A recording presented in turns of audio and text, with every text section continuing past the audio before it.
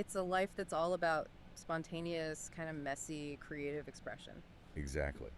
And layered underneath all of that is this really fascinating experiment with a major career shift and in AI. Well, and that's what makes it so compelling, I think. You have this tension between really old school analog craft, Things like bronze casting, natural dye. stick and poke tattoos even, and he's mixing that with, bleeding edge technology, Yeah. 3D printing, LiDAR scanning. These aren't just tools for him, they're part of his whole philosophy. And the whole thing is framed as a time capsule. Right. It's not really for us, the public, today. It's for a future him or maybe his future digital assistant that's going to process all this data. Okay, let's unpack this then. Let's start with the catalyst. I mean, why the massive change in the first place? Well, it all starts with his job.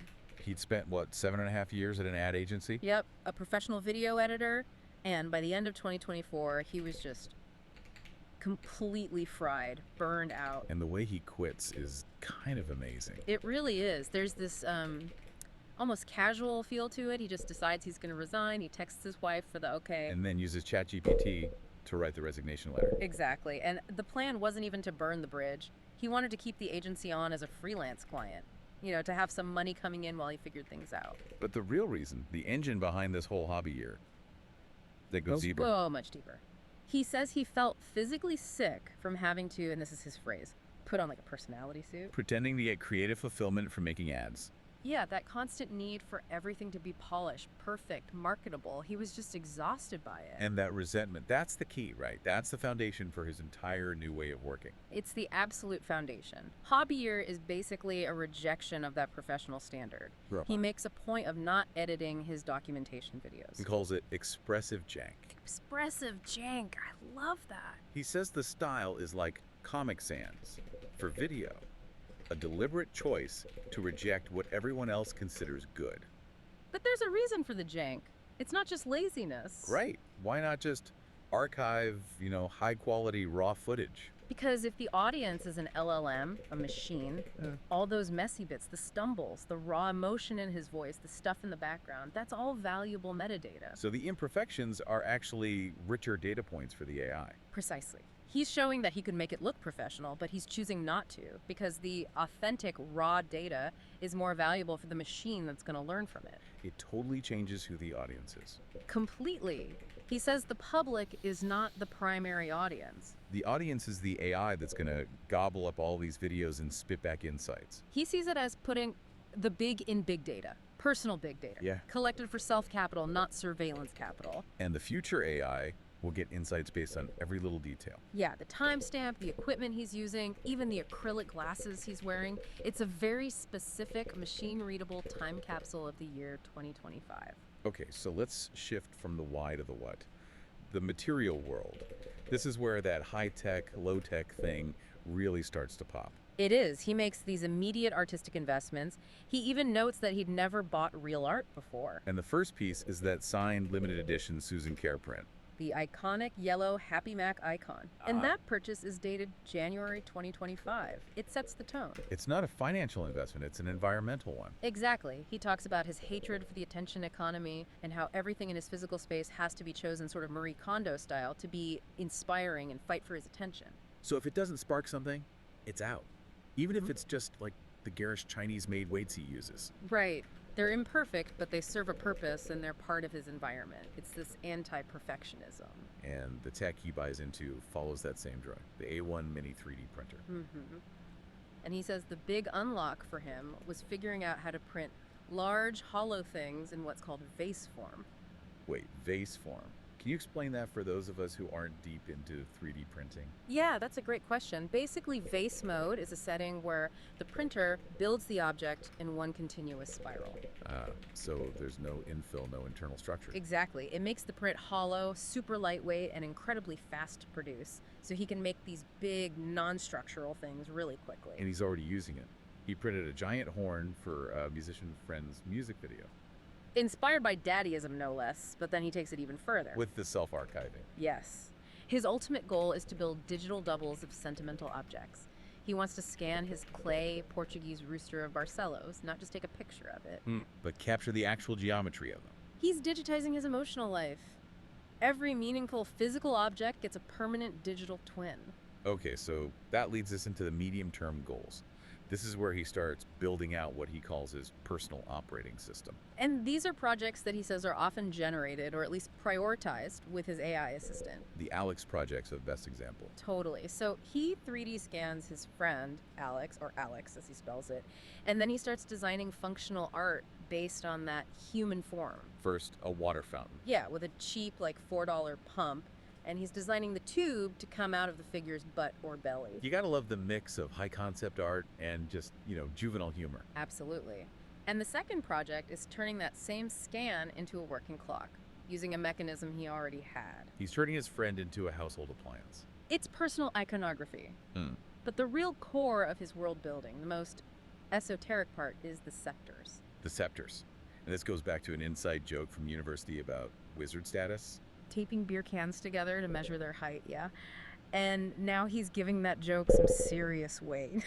Literally. With the scepter of Alex. This is the master project. It's a deep dive into metallurgy. He's planning to do bronze casting, which means building a backyard furnace from a propane tank. And using the lost wax method, which is an ancient technique. It is, but he's updating it. Okay, so how does the 3D printer fit into the lost wax method? Well, traditionally you'd sculpt your master model out of wax.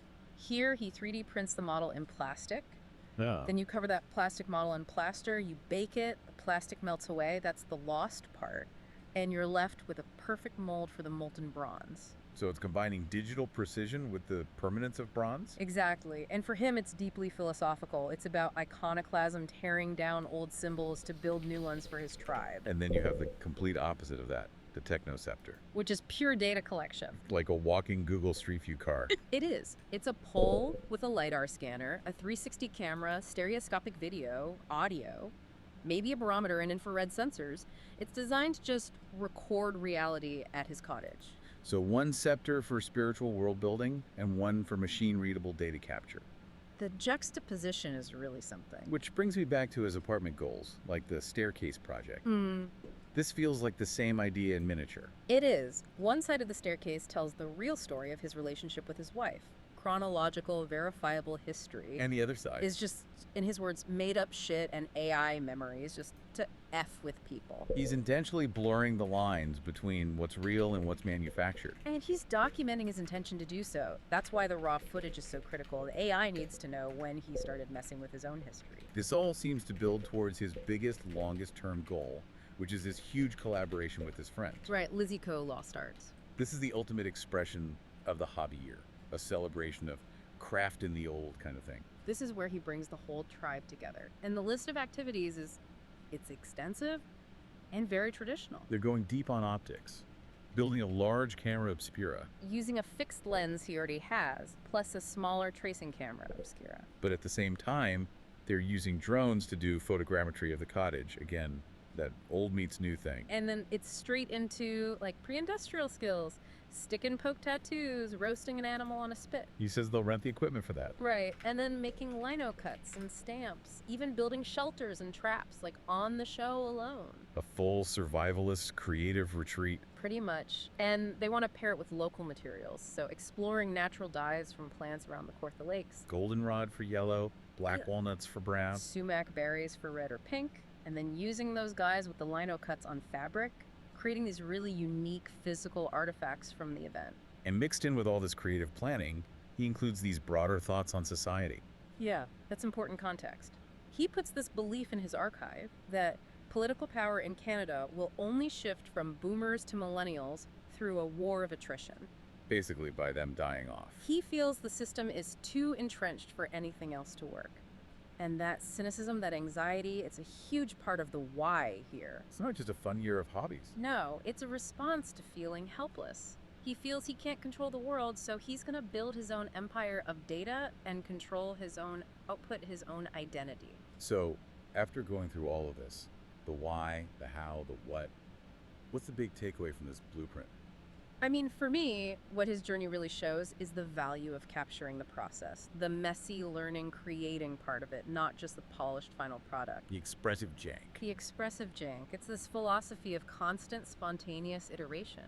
He's turning his life into an IP stream and asking these huge questions about consciousness and identity by feeding his own data into a machine. His archive is big data, but his output is expressive jank. It's a fantastic paradox. Which leaves us with a final thought for you to consider. Yeah. The creator says he wants to find an audience, maybe make an internet friend, but he's also trying to protect his professional reputation and stay somewhat anonymous. So what is the value or, the risk in asking for crowdsourced suggestions like, what should I do next? When your deeply personal, unedited archive is being designed from the ground up to be public, permanent, and machine-readable for the next generation of AI, where is that line between authentic, janky self-expression and eternal professional risk in this new age of the digital time capsule? What a fucking great question to wrap it up with. Yeah, where is the line? What is the line?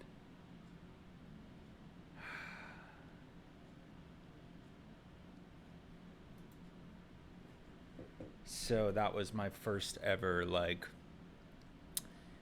real experiment in taking this content and feeding it into NotebookLM. It's a sort of a baby version of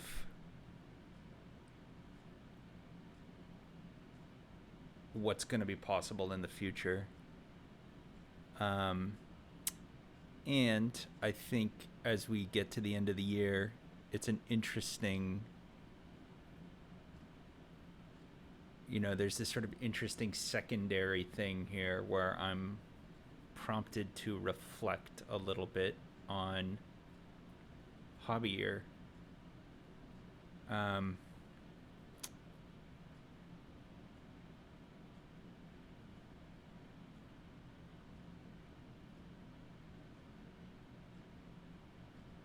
It was definitely a success. I mean, I plunged into hobbies this year.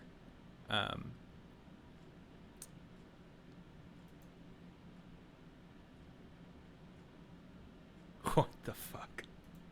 So let's talk about this creator, a video editor whose ad agency job was, and I mean this literally, making him sick. So what did he do? He started this secret YouTube channel. It's not polished, it's not slick, and it was made for a very, very strange audience.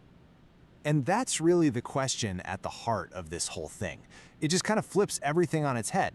What if you were making all this content, but not for people? And this quote, this right here, is the reason why. It gets to the core of his frustration. He talked about putting on a personality suit every day for work, faking enthusiasm for a job that was just draining him, to the point where it was having a real physical effect on him. This whole project was his way of taking that suit off. So you end up with these two totally different worlds. On one hand, you've got his day job, polished, professional, all for the clients. But then you have his secret channel, which he called Expressive Jank. He was purposefully making it messy and unrefined because it wasn't about pretending anymore. It was about pure, authentic expression for an AI. The channel's name is Tim Is Not a Carpenter. But here's the thing, it wasn't for entertainment. The whole point was for it to be this raw, unfiltered stream of data. Think of it like a time capsule that he was building to feed directly into a large language model, an LLM. He was basically archiving his entire life for a machine. And he was super clear about who this was for. Number one, the main audience was an AI assistant. The second audience was himself, but, 10 or 15 years in the future. Third was his present self, just to keep him accountable. And then, way down at the bottom, fourth on the list, was maybe a few other humans who might get it. And the goal here was huge. He wasn't just rambling into a camera. Every single video was meticulously time-stamped. He was capturing everything, not just his ideas, but all the metadata, like the clothes he was wearing, the tech in the room. He was trying to create the most detailed data set of a human life possible, really putting the big in big data for some future intelligence to sort through. So how did he actually do it? Well, the workflow is surprisingly simple. First, he'd just record hours and hours of these raw, off-the-cuff monologues. Then, he'd get all that video transcribed into one gigantic text file. He'd feed that entire document into an LLM and just ask it a simple question. Make sense of this. And the stuff that came back, it was incredible. The AI didn't just spit out a bulleted list, it gave him this profoundly beautiful and poetic feedback. It was acting less like a data processor and more like a wise mentor who totally understood his creative journey. But it didn't stop there. The relationship got even deeper. He started using the AI to compose completely original music based on the themes in his videos. So it wasn't just an analyst anymore, it became a real creative partner. The AI wasn't just looking at his past, it was actively helping him create his future. Okay, so with this AI collaborator by his side and all this newfound creative freedom, something just unlocked. This small, private experiment suddenly exploded into this massive, ambitious plan for his life that he started calling the Hobby Year. And when I say ambitious, I mean it. The scale is just wild. We're talking hands-on art and fabrication projects, 3D printing and scanning, learning bronze casting, building a camera obscura from the ground up, making lithophanes, just diving headfirst into all of it. And then there's this whole other layer of world building. He planned to design and forge scepters, create a lost arts festival for his friends, where they do things like make spears and traps, work with natural dyes, and even come up with their own symbols. And then on top of all that, there's the meta-level stuff, the personal systems. He wanted to build his own personal AI operating system, create a digital archive of all his sentimental items, get an AI to act as a ghostwriter for a book, and even build something he calls a technoscepter just for capturing data. So, after laying out this incredible, sprawling, exciting vision for his life, looking back at his soul-crushing day job, well, the contrast was just too much. This whole experiment gave him the clarity he needed to finally make a huge change. So in this really pivotal moment, who does he turn to? He turns to his digital partner. He actually calls his AI Chad. And he just asks it, plain and simple, for help writing a resignation letter because he was going to quit the very next day. And Chad, the AI, came through. It immediately drafted this perfectly professional, polite resignation letter. It even made sure the wording would help him keep his old company on as a freelance client. This just shows the AI wasn't some artsy muse. It was a practical partner in a massive life decision. And that leads us to this final, really provocative idea behind his whole project. He knows that he isn't the one who's going to get the main benefit from all this work. He's doing it for a future version of himself, a person who doesn't even exist yet. It makes you think, right? If you were going to build a database of your life for the future you, what would you even put in it?